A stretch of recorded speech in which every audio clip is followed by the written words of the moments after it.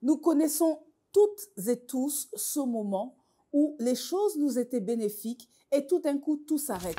Vous voyez cet oncle qui régulièrement vous envoyait un virement de 100 € ou de 1000 €. Vous voyez cette personne qui vous prêtait sa voiture de façon régulière. Vous voyez cette personne qui vous avait donné ce travail qui vous permettait de subvenir à vos besoins. Cette personne qui était en bénédiction pour vous. Cette personne qui était même votre ami. Et puis tout d'un coup, les choses s'arrêtent.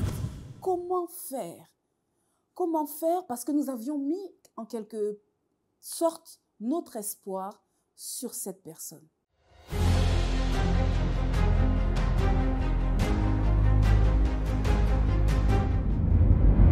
Nous sommes dans Mental de guerrière, plus précisément dans Secret de guerrière. Aujourd'hui, nous allons dans le livre de 1 Roi, en son chapitre 17, plus particulièrement en son verset 7. La Bible dit que le torrent vient à s'assécher et donc il n'y eut plus d'eau. On va me dire, Mathilde Fofana, que veux-tu dire? Laissez-moi vous expliquer la chose suivante. Élie a accompli des exploits. À un moment donné, il est obligé de fuir. Et lorsqu'il fuit, il se retrouve dans un désert. Il se retrouve mis à l'écart. Et lorsqu'il est mis à l'écart, il n'a donc plus la possibilité de manger et de boire. Mais l'Éternel Dieu lui apporte à boire et à manger.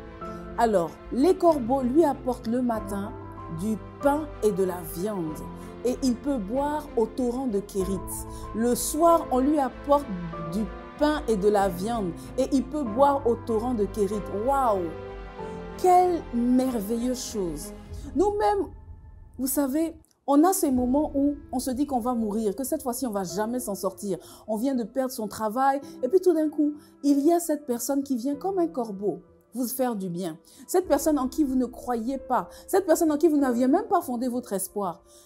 C'est un grand mystère dans lequel je ne vais pas entrer. Comment expliquez-vous que des corbeaux qui mangent de la viande ne mangent pas cette viande-là, mais la portent dans leur bec, portent du pain dans leur bec et aillent apporter cette nourriture matin et soir à Élie? Et en plus de ça, il avait la capacité de boire à satiété. C'est merveilleux. On a ces moments où on se dit que c'est fini pour nous, comme ça a été le cas d'Élie, et le Seigneur suscite une personne qui nous offre un poste. Le Seigneur envoie un chéri coco, je ne vais pas rentrer dans les détails, un chéri coco qui vient et puis qui prend soin de vous, qui a vos petits soins, qui fait tout ce qu'on devrait faire pour vous. Il y a ce moment où même ta maman te dit, bon, ne t'inquiète pas, je vais te soutenir, je vais te faire un petit virement ou bien un petit Orange Money tous les mois pour te soutenir. C'est quelque chose qui vient de façon spontanée et qui nous fait du bien. Et puis tout d'un coup, le travail s'arrête. Et puis tout d'un coup, cette personne qui nous faisait du bien cesse de nous faire du bien. Comment faut-il réagir?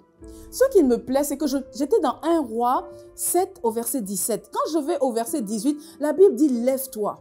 En réalité, quand tout s'arrête, quand tout est perdu, quand tout semble fini, quand on se dit « Mais cette fois-ci, je vais mourir. Cette fois-ci, au moins, Dieu m'avait aidé, mais là, je ne sais même pas comment m'en sortir. » Le Seigneur a un plan suivant.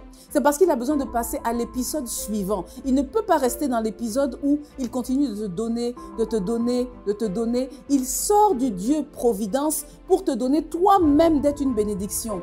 Il cesse de t'assister d'une certaine façon pour que toi-même tu te lèves et que tu prennes tes responsabilités.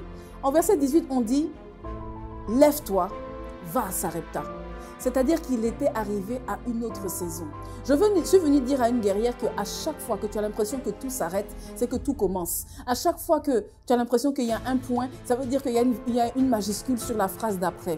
Et à chaque fois que tu as l'impression qu'il n'y a plus d'eau, qu'il n'y a plus de corbeaux et que cette fois-ci tu vas mourir, laisse-moi te dire, tu ne vas pas mourir. Quand tout devient compliqué, c'est que Dieu veut passer à l'autre dimension. Dieu veut passer à l'étape suivante. Dieu veut passer au prochain épisode.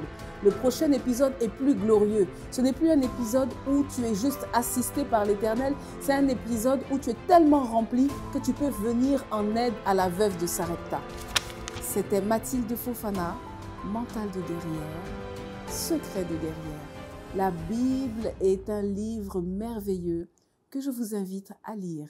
Bisous, bisous les guerrières. Si vous appréciez nos contenus, retrouvez-nous sur Mental de guerrière officiel, Mathilde Fofana officiel sur Facebook ou encore sur LinkedIn Instagram, TikTok et YouTube, Mental de guerrière officiel. Restez connectés, likez, commentez et partagez à tous vos proches afin que ensemble nous soyons bénis.